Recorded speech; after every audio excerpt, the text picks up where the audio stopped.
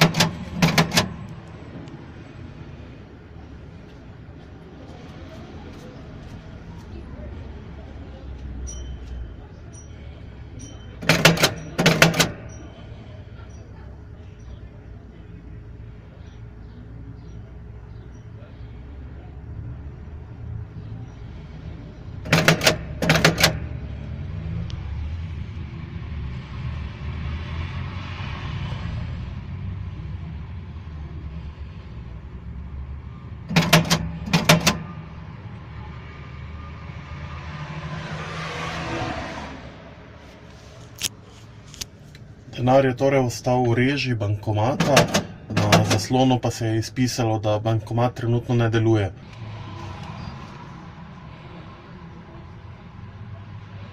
Ko smo denar vzeli, je bankomat pričel delovati.